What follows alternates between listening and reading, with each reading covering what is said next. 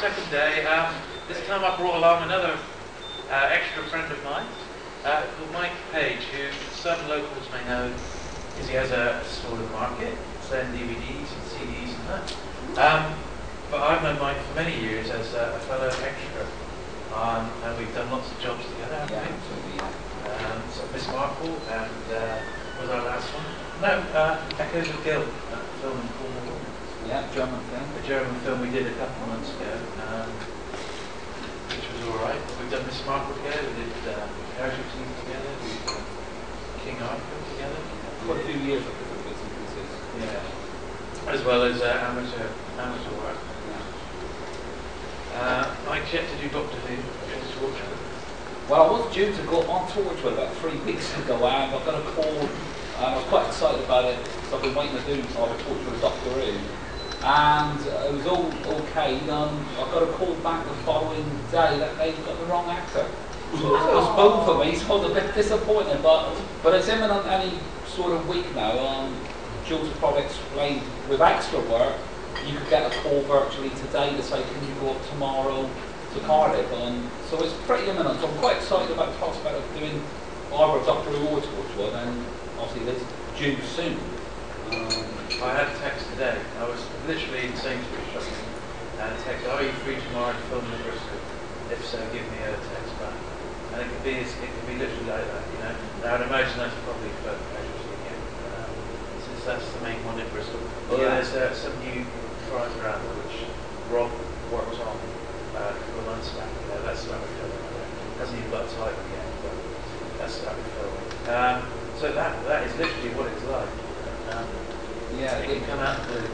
The problem we're finding now is my background was mainly theatre, and I've done quite a number of years doing principal roles in theatre or on the Anthony, and I got involved in the film side about 3 or 4 years ago doing some of you may have seen, it's not sci-fi, but it was Jack Shepherd's Murder Most Foul, and I played one of the principal roles in that. And that gave me an insight into the film side of it. Well, it's fantastic, easy work compared to what we do on stage. And then it went on from there. And the trouble is with doing extra work, because we want to act. I think Jules, I have to speak for Jules as well. We actually want to act and not just do extra work. But you've got a lot of barriers. People, especially in Plymouth in the southwest, you almost feel like you can't get any further in the acting world. You sort of think, well, we're not from London, we're not from Bristol. But you can do, and we've now got our full equities, and we are knocking on the door now for speaking roles. We've just, in the last couple of weeks, got a sort of new agent who's just taken on for actually acting roles, and that's what we're both trying to break into at the moment. So we've gone through all the extra work, which has been fantastic, and we'll continue to do that. But we're desperately now trying to get bigger stuff on, and who knows, you know, a lot of it, we found with the jokes, there's a lot of luck involved in it. Yeah, it really is a lot of luck involved on that movie. Yeah. It's just sometimes it's just having a face that fits, sometimes being in the right place at the right time. Yeah. Like the Doctor Who thing when I got things out to be killed, it was just I was exactly the right height. I was just there, straight in and done. I know for Jules, when he got the role in Doctor Who, we had to scrape him off the ceiling. He was so excited. and he was just like a little boy in a sweet job. He said, "I'm Doctor Who, I can't wait. And I know when he ran me from the studio to say that he's going to be killed by a Cyberman, and he said, "It's a dream." So I mean, hang on. So he was pretty excited. When you dream deal. Oh, yeah, exactly.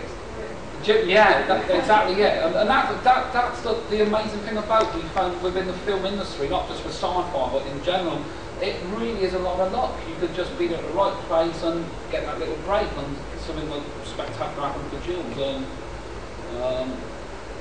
I done a video shoot for Madonna about a year ago, and because you get to once you meet the stars, like with Jules when he met David Tennant, they're so lovely and laid back and down to earth. And I met Madonna, and I said to her, "Is there any chance of having a kiss?" And she went, and of course she said, "No, I can't, Michael." I said, "Just one little kiss." I said, "Oh, everybody would be dead jealous back in Plymouth." She said, "I cannot give you a kiss, she said. It's unprofessional. One little kiss, I said, and then I will say no more. She said, my God, I shouldn't even be in bed with you. Well, that's the type thing I have to laugh on. I mean, sometimes you're wondering, shall I ask him, shall I? It's not really a done thing. I said yesterday, you're not allowed to ask for autographs. That is really, definitely not the code. But we both like to have our pictures taken with them if we can get away with it.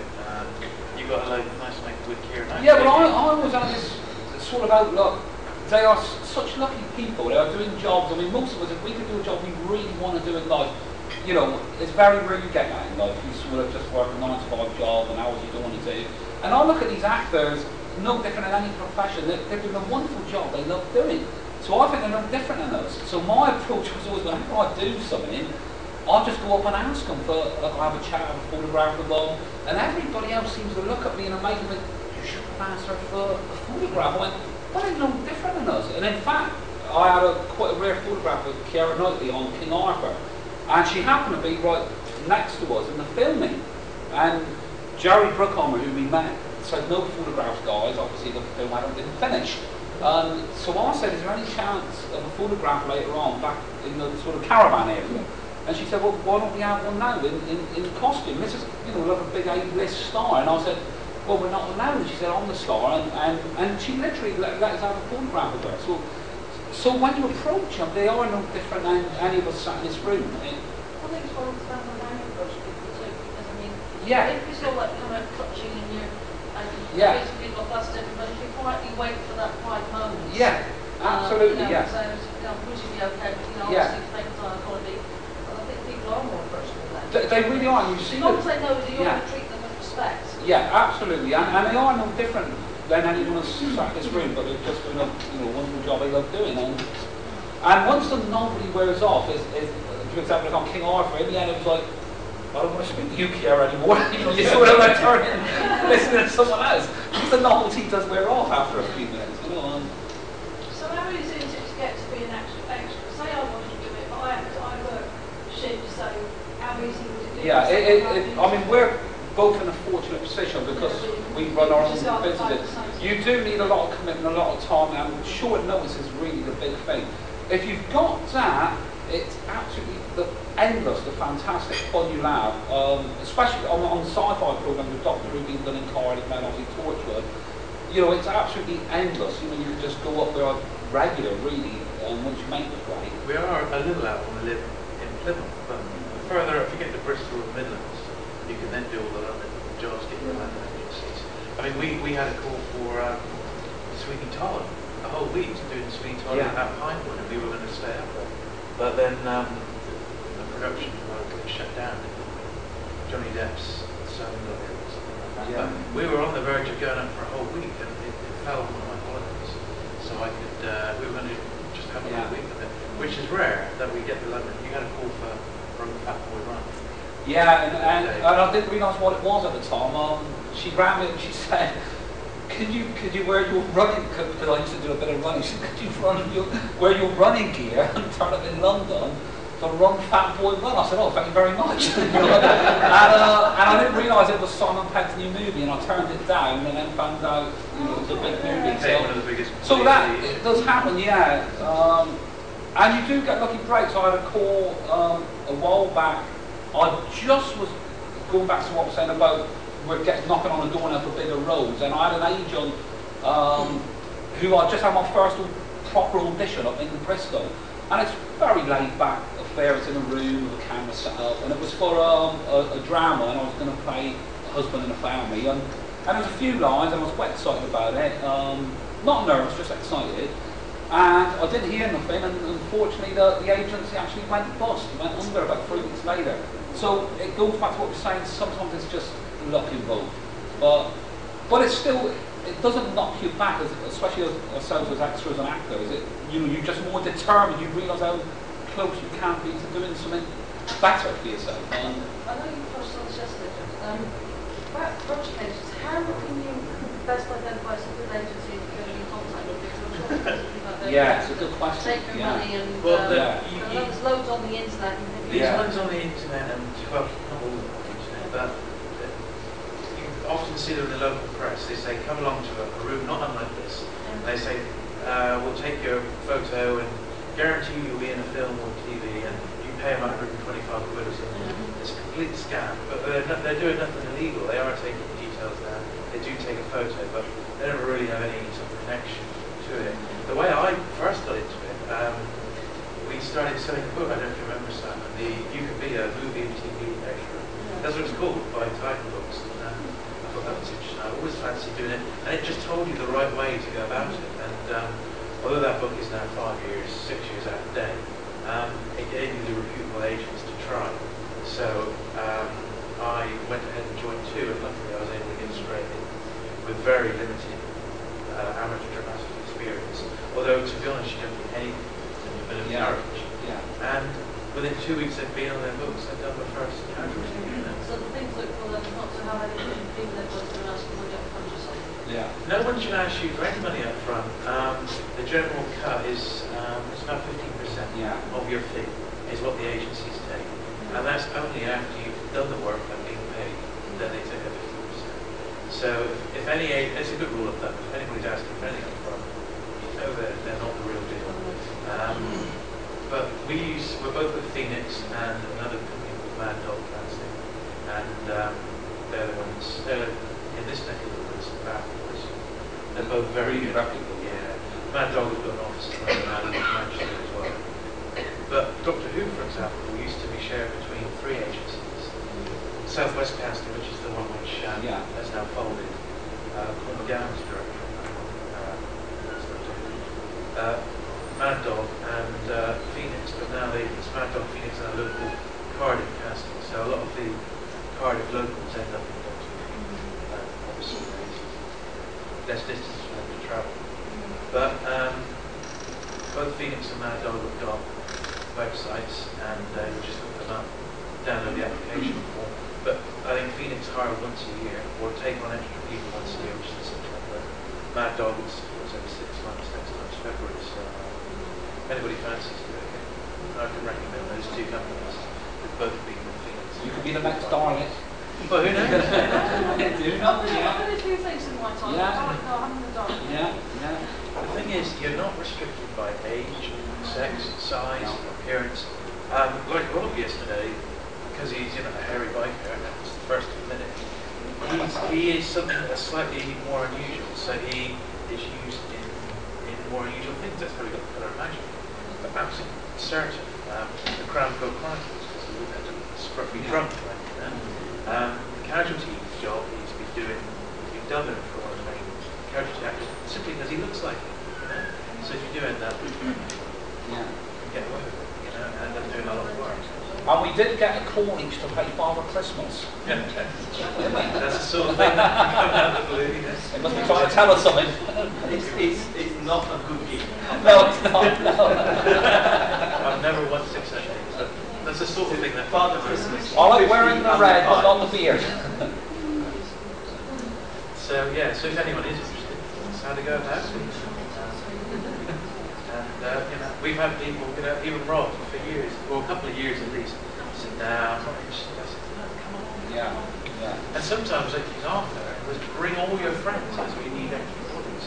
Wouldn't it? And it's quite addictive once you do get involved in the filming of anything. It is quite addictive because there's no sort of egos really on the set, even with the main stars. They mingle and sit with you and have a chat. So that's quite exciting anyway. And especially with sci-fi stuff, you're on a big chat screen that's got really important. That's even more exciting for anyone in the sci-fi. So it really is something to consider doing. But you do need the time, the short term commitment in the end. Actually, sitting down and you're going to be in that episode, and you don't know if you've got a big bit, small bit, or just your arm.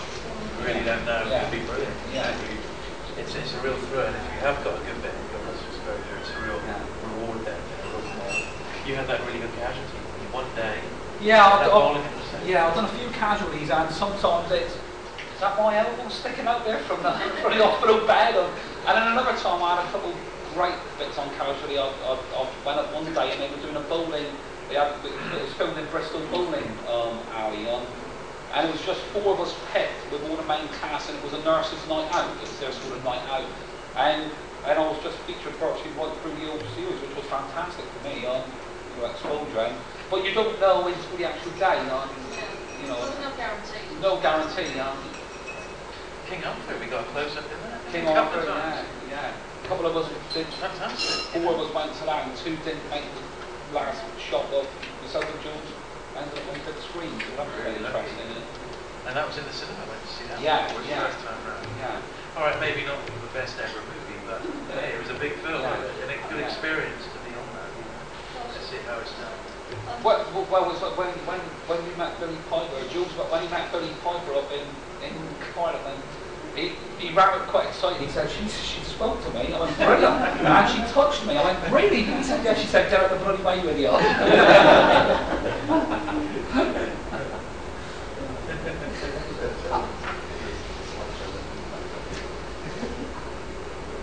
What else can we say? What else can you say about the actor? Well, I think, for me personally, I had 2 ambitions when I left school. I wanted to be, I wanted to be a pro actor. I've been acting since for 20 odd years in theatre, and I wanted to run a small business. And I'm really doing the 2. I've got a market store in Plymouth Market, which I do in film and music. So that sort of ties in with the film for me. The theatre stuff kicked in quite early on. And Excuse me. that's David Tennant now, he was in some money. It's okay. Yeah. Yeah. And when I actually got Jules involved in the theatre side, didn't I, originally? Yeah. And which I found was a great help with some of the extra work. Yeah. I mean, you still got to have a bit of nerve to go up and do it. And be in front. I mean, a typical film group probably twice all of you, you know, and it may be just you and a couple of other actors in the scene, or even just you on your own. Yeah. You feel a bit of pressure then, and usually we don't look it up. It's somebody else or a lot of people. what's surprising is the big stars that do cock it up. You see them do take after take, and it's such an honour, whatever, because you think they're not actually the dreams all shattered when you see them acting, because they're not actually as good as you think they are. And it's true, they do take after take, and I've always said for many years we've got wonderful talent in this city and in every city, and I think the bottom line is people don't believe. I mean, we do. We go for it at hammer and tongs, but people don't believe they can get somewhere in acting. And when you see these main guys acting, they make so many mistakes and cock-ups, and you think, well, I could have learned that on lunch break, you know. And so that's quite interesting. Do you find that probably an awful lot of them want to be a background? Yeah, do you know? I mean, the dynamic has obviously something saying that they have to tone down their performance, especially. Yeah, it's massive. City mark and all the rest of it. Yeah, do you know what? It is a massive difference. I found that with theatre, because you have got to exaggerate everything, you've got to talk about it, exaggerate everything. And when I first done my first ever casualty a couple of years back, I couldn't, it was so quietly spoken, the actors, I thought, what are they saying? And it was almost like they were whispering. And so you learn that pretty quick anyway, and I think by having a theatre background, it does really, it helps tremendously, you know, it really does. And I think the transition is quite basic, really. It's just getting that transition done. Once you can get them into some lines, I do think it's a doddle compared to theatre. I said they only ever learn 2 or 3 lines in a bit, then it's they read it again from it. And you don't have to learn pages and pages like where we've had to learn massive scripts. TV and film stuff is not. It really is, in comparison. Yeah. So. Yeah, I mean, I remember many years ago I've done a few government training films, and they're really good fun, and they're normally done up the line. And the first one I ever did was many years ago, I got the role, and the guys, the producer said, you know, any questions? I said, can we have a script in advance? I said, don't worry about that, you get it on the day. And of course, being it all new to me, I thought, well, how do I learn the lines in time? And it's as simple as that. When we got there, it was a studio just outside London. We did have to learn line by line.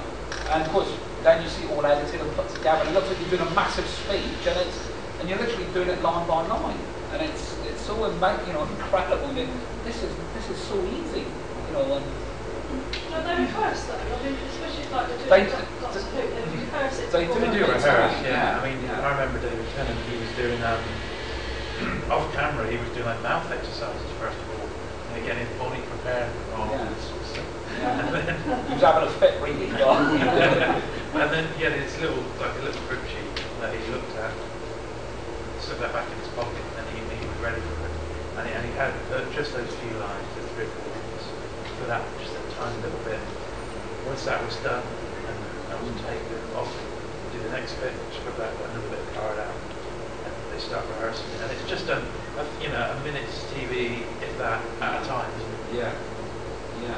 Sometimes you just cannot believe that many It must takes. be quite strange for some members that there's like David Tennant and that actors on stage anyway, they're downstage actors as well, so it's quite different for them.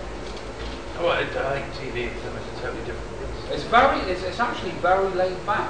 When you're involved in anything to do with TV, it's a real pleasant experience all round.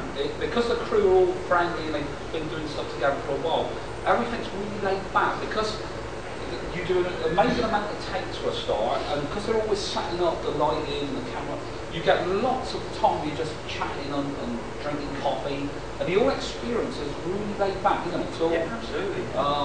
theatre is all sort of high energy, you've learned all your lines, you've done your rehearsals, and you're playing with a live audience, and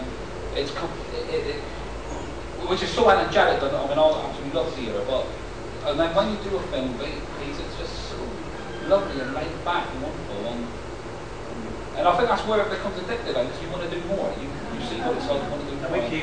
as I said yesterday, we keep bumping into the same people, don't we? Yeah. And it's sort of like a little mini family, because you seem to get picked. Mike and I have done loads of jobs together, and it seems to be the way that when we do jobs together, we're in a batch. That's painting and decorating jobs, not film jobs. and it's not like an unwritten family, and I often end up being the person who takes the photos and email them out to people once the job's finished. Although we don't all keep in contact, we're forever meeting the same people again on shoots and that, it's quite nice. So you could be watching Who, and then you turn it over and watch, I don't know, something else, you see the same group of people in the background. I have actually been watching other Doctors since I had Doctor Who. There's one guy who's been in all 3 series Doctor Who and the first series of Torchwood. He's been in every single series. And what happens? And it's quite funny because I've had situations before. I've got sold in the market. A lot of customers say, "We've just seen you on television 3 times this week on different things," because the programs were all done earlier. And there was one incident where with my theatre, I was actually in the Herald every night of the week for different stuff, and it was so bizarre. And yet it was all done previously, so it all comes together. And you think, well, he's just been in something, he's just been in that, now he's in that. So it's quite comical, the situation. And it really is. I think the worst thing, is having to wait for it to come out. Yeah. Rob's waiting for slides and stuff. Yeah. Some of these are actually. It's quite exciting, isn't it? Yeah, it is good. King Arthur. Yeah. And Miss Marple's just gone out, and that was over a year ago. Well, I'm quite excited about doing Torchwood with Doctor Who because I've started to take photographs with the stars now, and I never used to because I was never starstruck. Well, and my customers love it in the market there, and I can't wait to get on Doctor Who or Torchwood so I can get all of David Tennant or whoever, Catherine Tate, and get a photograph of them and get them up on the store. So I'm quite excited. Would it be both, or Yeah, it looks like I'm gonna get up on both of them. It's just which you find with extra and acting where it's just a waiting game now. But they told me, I'm due in for one of them on both of them now. So, and funny enough, the amazing thing is when going back to we're banging on a door now for actual lines and proper speaking roles, just for one line or one piece of dialogue, you've actually got to be auditioned for it. So even if it's for one piece of dialogue, what you haven't got, that's actually going to be auditioned for. It is very, very rare that, which I used to think you would turn up and someone will say, well, I've got a couple of lines for you, and it just doesn't work like that in the professional world. They've all got to be auditioned, so it's quite bizarre, really, yeah. so once you start getting the line, once you've done a line, Yeah. so then when another one job comes up, they say, well, you still have to audition Yeah, it's two. I found that Jules will tell you, you're in like two ball pools with acting. You've got your extra work, your supporting actors work, and no disrespect to a lot of the extras, a lot of them can't act, but they love being involved in film and TV. So they're just happy doing all that. Once you can get out of that ball pool and get into the ball pool of what they call walk-on actors, the ball's rolling, so to speak, then, and all your work then should come in will be all lines. So that's the sort of barriers you've got to cross. But it's, I think it's all, there. It's very possible. Yeah. It can be done. Yeah. We both know people who say, right, this is really going to make a go of it, and within 2 years you start a regular part. Yeah. I worked with a guy on Casually, going back a few weeks now. He's a lovely little chap, Tariq he's called, and he's sort of Iranian looking, and he actually gave up the job. He was an optician up in Birmingham, and it was very stressful, and he did a bit of extra work, loved it, came back, say, very laid back, and he gave everything up, very brave, and he's a regular porter on Casually. And last year he had a call out of the blue because of his luck to play a role in a new Nicole Kidman film. And he actually had 3 lines. He's got a credit on the film, and he got paid £5,000 for doing it. And it was totally out of the blue. And he's such a laid-back guy. And he said, "Yeah," he said, "I just got this call." He said, "And I'm in the movie with a couple lines with Nicole." And I went, "You jammy did, but that was how lucky it was. So this is what can happen." And he's sweeping the streets now, but his career's nosedived after that. But it is just luck of the draw. Yeah. If you're face to face and you're around and available to do the job, you can do it, you can get away with it. Something good can come of it. yeah, we are, like Jules was saying earlier, unfortunately being from the West Country, we are out on a limb. But then again, we have got Doctor Who, Torchwood and Casually to keep everybody going. I'm sure, in London you'd probably be doing it full time. It certainly has to be done. There's enough to be done, yeah. We tend to the work we do is almost always on location because we're not near any major studios. We've both done stuff in studio, but more often than not it's on location. Yeah. Which is better for us because it's better paid. If you're in a studio, you get paid less. It's like a tenner a day, but for some bizarre reason you're inside. Be a walking. Cash tea in the studio in Bristol is less than if you're out in the street doing something. And it's all make-believe, when you're on location. Going back a while back, I did a thing for Sky, Under the Baskervilles, Sherlock Holmes, and we actually filmed it out on the moors itself, where it was all originated from. And when we got it, it was quite eerie. It was all filmed at night, sort of like midnight-ish, and they didn't have to have any sort of mist machines because it was a genuine sort of mist coming in. But you saw, when we got onto the set, we saw all these sort of like trees and bushes moving around. There was nothing in there. And what it was, the film crew actually moving all like false trees and bushes and create these little sort of hides and dens where the sort of beast was supposed to be. And it was like so bizarre, and so that's all quite exciting, and it is all make-believe. And when you see the finished thing, it's totally different than what you knew happened there. So that's quite exciting, aspect of doing anything like that. You did that skyline, was it Terror Alert? Yeah, I don't know, it was the first time, in fact I'll tell you a funny story about this now. I done a thing with Chris Ryan called Terror Alert. What was interesting, it was about, it was on Sky, and it was about what would happen if a nuclear, there was a terrorist attack in Plymouth itself, and it featured Home Park and the city centre. Very, very interesting programme in itself. But what was interesting is the first part I actually had to play the detective who apprehended the sort of Iraqi terrorists. When the second part that was filmed down in Cornwall, they wanted a load of bodies that had been exposed to this sort of nuclear fallout, and they had the makeup artists from Pearl Harbor, quite prestigious makeup artists that came down from London to make everyone up. And I said, can I be made up? And they said, well, we'll have to make you look really bad so you won't get recognised from being a detective. And I was made up, I wish I brought the photographs actually, they are absolutely stunning. They made me up like from a zombie movie. Yeah. It took an hour, and I actually had I can't remember, it was Anthony Hopkins wore a latex mask they did tell me to film, but I actually had the original Anthony Hopkins, his own mask, which they put on me, so that was quite interesting. And then I had all flash hanging off, and they zombie-fied me, and I had to, and then they put this smoke, and I had to lay out as well, just been sort of in this massive attack. But the funny story was,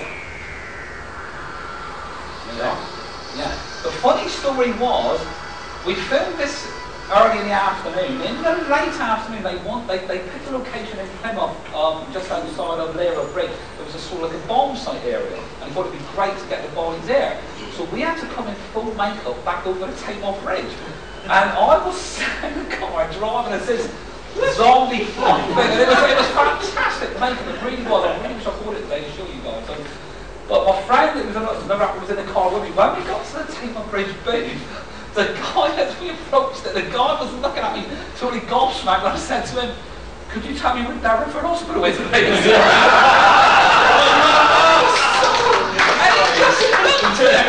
And I thought, I can imagine the tones he's going to say, "You will never believe this." But it was fantastic. But when it was shown on, unfortunately it was on Sky, it was just so fantastic. When you saw the finished effect of the bodies, it really was frightening. I really wish I bought the photographs. You would never believe how fantastic these photos were. And so that was great. It was a good show. It was a great show, yeah. Well worth it. Yeah. They do repeat that on the Sky. Yeah.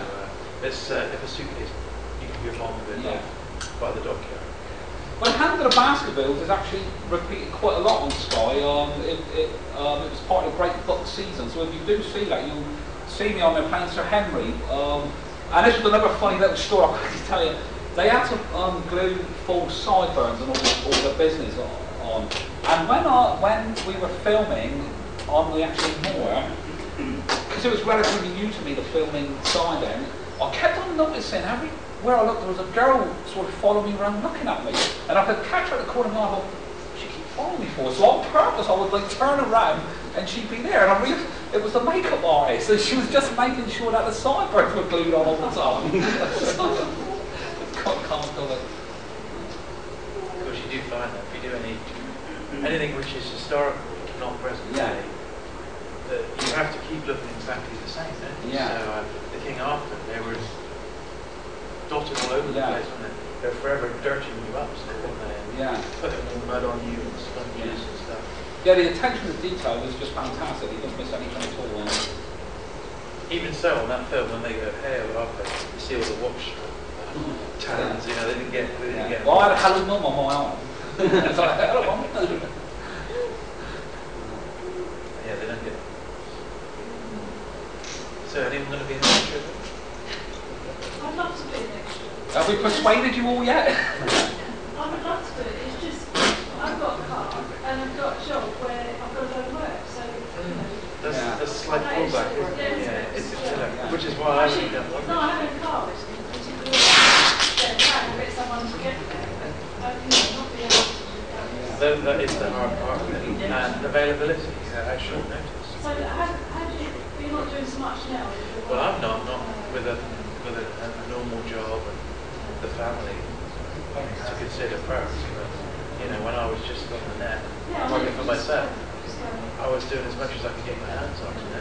And the agencies know that, which is why Rob, because he's free at very short notice, he's getting all this work. Those people are hard to find. You know, so. But we've also had people who've had like 1 or 2 days work a year. Yeah. Because it's just what they can fit in. So, I mean, you could still do it. Once you're on their books, that's fine. And then what we're going to do, they make you the offer, sorry, I can't do it. If you can, great. Because I'm thinking, like, sometimes, like my job, there is a certain amount of flexibility. If you've got the day off, you can always swap it with someone else. Exactly right, yeah. There's 3 or 4 of us sort of in Plymouth.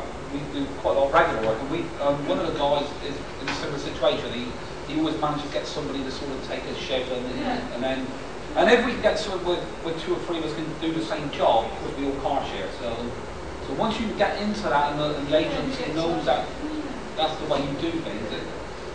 Like Jules said, we've been very, very fortunate. We've had endless amount of TV work, and it's not until you talk to people on a programme, and they say, well, I've not had them for 2 years. And you think, really? But then So- you come across some people who've been doing like 20 Yeah, years. yeah. It's just incredible stuff. Yeah. You know? There was this one chap I heard about, and he'd done something like 19. Yeah, his first film was The Wild Bunch. He'd be an extra in The Wild Bunch, from like the 60s or something. And he was still doing it now. He made a career out of it as a professional extra. And there's a brilliant website, this chap called Ray Don. His website is donn.co.uk. He's like quite a high profile extra. If ever the media do anything on extras, they generally call on this guy. And his website's just phenomenal. He's just, because he's in London, he does it professionally, but he's like, all the top movies that are filmed in London, he's in them. I can tell you this funny story while I remember. There's a friend of ours called Brian Conian, who's a theatre acting friend of mine. He's a lovely chap. And he had a callback a few years back. There was a play in Plymouth Theatre Royal, and they were called short for an actor to play a dead body. And he got a call to be in his professional show playing his dead body. This is seriously true. And he turns up on the actual show itself to play this role, and he had to lay underneath a table in the middle of the Theatre Royal stage in this sort of, I don't know what the show was now, but what he didn't realise is that a gun was going to fire. And this is in the middle of the performance, he was laid down, they just literally told him, you've got to just lay there, and they paid him for it. But of course the gun for it made him jump, because he didn't realise anything. So, and of course it totally killed that evening's performance, but it's so comical. Yeah, they did tell him. The name of the tape covers up or anything. You don't know what's where. No. Listen. And it was just so unbelievable when he was telling us about it. He said, "Look, the gun went off, it made him jump. He was supposed to have been this corpse." You often, stuff happens and you just don't expect it. On the Doctor Who, the deadly silence is Simon have just burst through. And a guy sneezes inside his helmet with a cyber. He's totally stuck. It's a two-man job just taking the helmet off. He's in the right state. I told you when I first got there, there's three of them in the port with him. In fact, I'm trying to get to the toilet. The cybers. It can be great. And that's why I like the stuff where you dress up and you're in a character. It's far more fun than doing a casualty. I think. Well, we actually turned casualties down now because it was a great way of getting our equity cards casualty. That was probably the best thing about doing casualty, in all honesty. And it is very, very long days on casualty. I think they've got to justify the sort of money spent because they do hundreds of takes on the same thing. And we found when we've done other TV stuff, you do 3 or 4 takes, finish on to the next bit. And I found I've actually been turning casually down because of that. Also, I wouldn't get into the speaking side of things now, but the novel is fantastic. At first it's great fun. The first casualty I ever did is quite funny because when I turned up it's done. I don't know if you're aware. It's all done in a warehouse in Bristol itself. And you walk in and it's just sort of a massive room with lovely comfy chairs and tables and coffee and everything laid on. And I sat down and directed something and he said, we'll call you about 10 o'clock, sit down and have a coffee. And this girl, because I don't actually watch casually, I've never been into it before. And she said, do you mind if I join you? And she sat down and I said, are you in this thing? And she went, yeah. I said, what are you actually doing in it? She said, I'm a sort of doctor. And I just assumed she was just like me a supporting actor. And we got chatting, she said, is this your first sort of day? And I went, yeah. She said, have a fabulous day, you'll really enjoy yourself. Very friendly. When we got on the set, it was only one of the main characters, Maggie, she plays. I felt so embarrassed. But she actually came over and sat with me and said, have you enjoyed yourself? I went, do you know what, I feel such a thrill. I didn't realise you were one of the main roles. She said, don't worry about it, just enjoy your day. And that's how nice, when you're actually there, they're so friendly. So what did you do to get over to? In the old days, when I started off in theatre, you could never get equity. It was a sort of closed shop, and you had to do, I think it was 32 professional jobs, but to do the professional jobs you had to have an equity card, so it was catch-22. So I think that's where a lot of us local actors give up, basically. You could go drama school, but you needed sort of £10,000 return to get you through. So we never really had any success in Plymouth. I mean, there's very few you can name who's actually got anywhere. What happened is when I was going back to when I'd done the Murder and Spell Jeopardy thing, the BBC said, when's your next job? And I said, well, I'm not professional, I can't get there. And they said, and it's all changed, so what you do now, you've got to do 6 contracts in 12 months, and Equity will allow you a card now. Now, when I done Casually, I said you still need an equity card to go pro now, and they're still snobbing us, unfortunately, in the acting profession. That unless you've got your full equity, they don't sort of look at you. So yeah, unfortunately, you've got to get it now. But it has made it easier now. Yeah. So that's good news for us. But you can still do extra work without. Yeah, totally. Yeah, you won't need an equity whatsoever. I did it for 3 years. Yeah. But it's the way to get an equity card. Yeah. It opens more doors, doesn't it? Yeah. But you could technically get it within a week if you were taken on in the theatre world in a professional production and it played for 6 days, Monday to Saturday. You could do it. You could then apply. It is that quick. Usually at the bigger shows, an equity rep will come around and make sure everyone's okay. And at the bigger shoots, you know, after those equity representatives, so we can have to listen. So it does happen, but we don't know that many other equity representatives. There's a few. Yeah, there's only about 5 actually. Yeah, it's a big city. Is it like a pilot's license? We have to keep doing it. No, once you've got your equity, this is the good news for us. Once you've got your equity, you just renew each year. The problem is, because it sounded easy when they said we have to do 6 contracts, we thought, right. But if you don't do the 6 and 12 months, you've got to start again. So you've got to really hope that momentum is going and just keep going and get them on. And then, I mean, some stuff doesn't count. Adverts, yeah. Take a break stuff doesn't count. King Arthur didn't count because it was independent movie. Yeah. So, you could have had a really good year, but still not got enough to do equities. Well, we've really just come into our sort of new year, coming into our sort of first year where we've had full use back. We're actually now hoping to move a bit further now, but so it's quite exciting. Members, you can go on their website. If there was ever a problem on set, we're backed up. Where our ass is good. And the great thing with acting now is I found is they love regional accents. The old days, as we all know, 20, 30 years ago, speaking with a real posh with an accent, all gone now. You only got to look at the soaps now, Corrie, Mamadou, EastEnders. They love accents. So that's even better for us. Because in theatre, we've had to do so many accents badly, it's unbelievable. I've done everything from Cockney to Scouse to Yorkshire. And in fact, a funny story. But many years ago, we were going to do Oklahoma, and there was a great little part in it of a guy called Ali Hakim, and I didn't think I was going to be able to do it. I was doing some courses, but anyway, to cut long story short, I found that I could do it, so I turned up on the actual audition night. When I got there, I had no script and nothing, and one of the guys, a lovely old guy from Nick Easterbrook, said to me, "Are you going for Ali Hakim?" I said, "Yeah." He said, "It's a great role." I said, what accent is it? He said, it's Parisian. I went, right, so, oh God. So I got called in about 20 minutes late with a girl. What they do, if you're playing opposite someone, they normally call you in pairs to see how you bounce off each other. And I got called in with this girl, and there was an audition panel, and they said, right, your own time, away you go. And I started with this real bad French accent, real bad. It made Aaron alone look good, actually. And the panel started to snigger, and the girl who was acting with me just stood there looking at me, and I went, what? She went, and the producer said, Michael, what accent are you doing? I went, oh, I know it's bad. I said, but it's Parisian. She went, no, it's supposed to be Persian. This guy had thought it said Persian. I didn't have his reading glasses on. I do a Persian accent. Oh, I just done a sort of badly stereotyped Arabic type guy in the end, but it worked, yeah.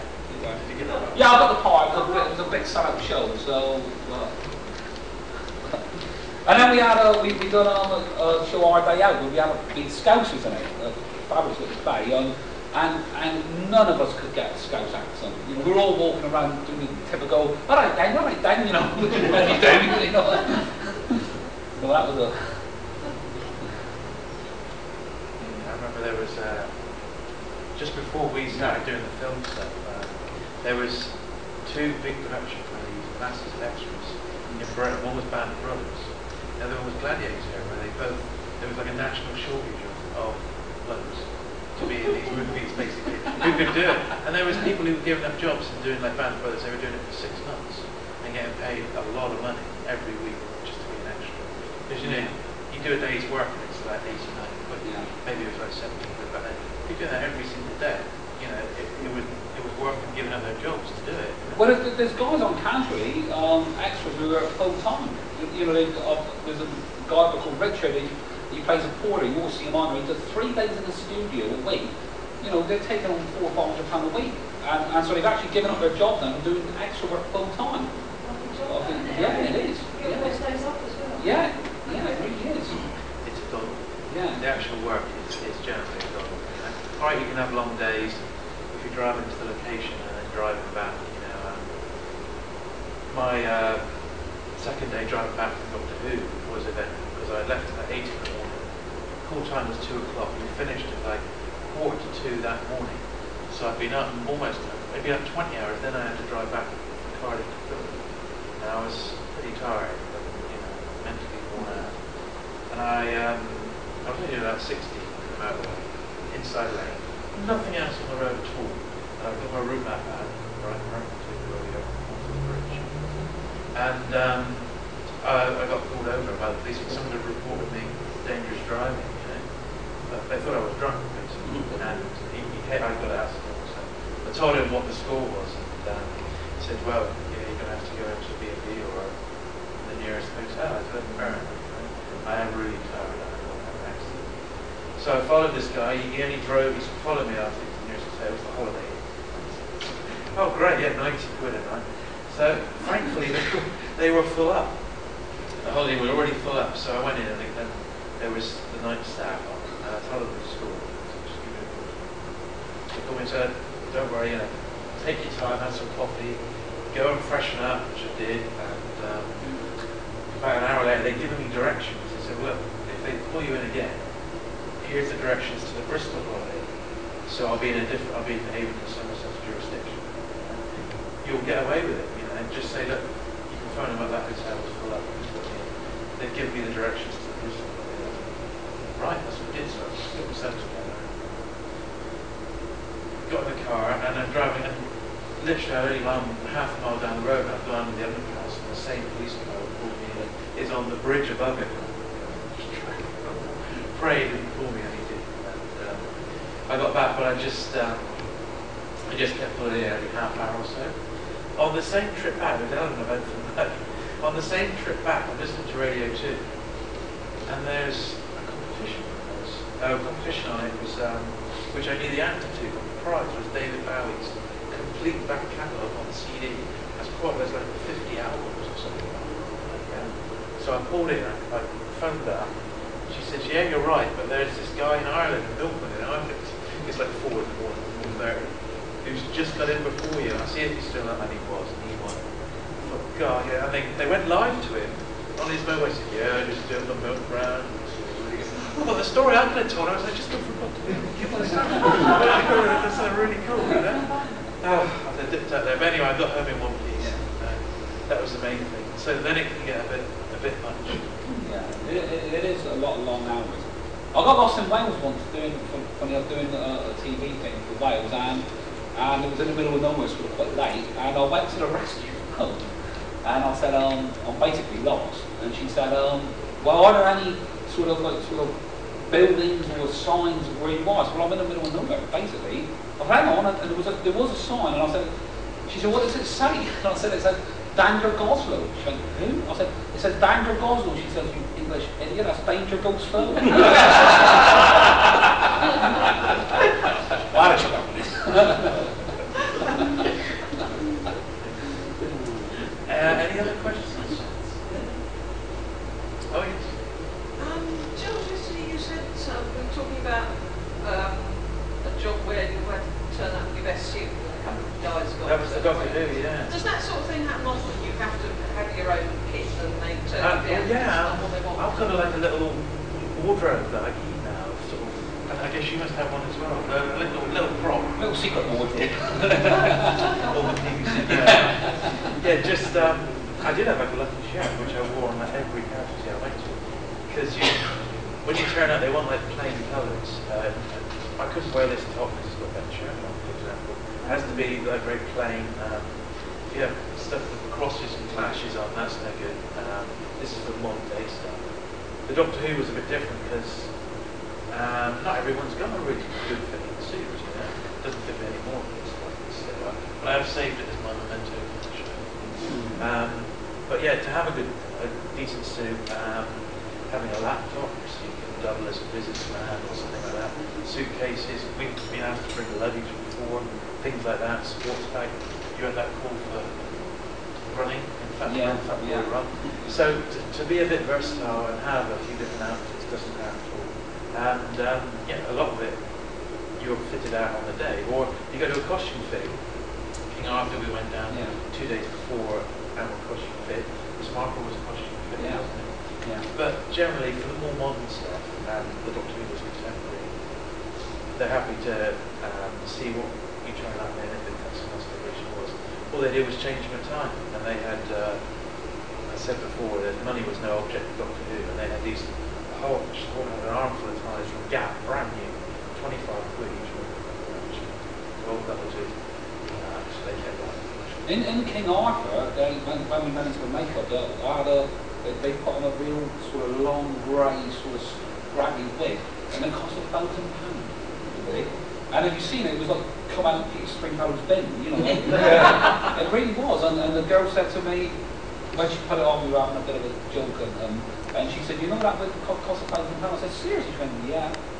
And you know, so the expense, you know, that is just incredible. Professional makeup and hairdressers. Yeah, it really is obscene. Teams of them, because I said there was 500 extras used like that. And it was a military operation. I've never seen it like it.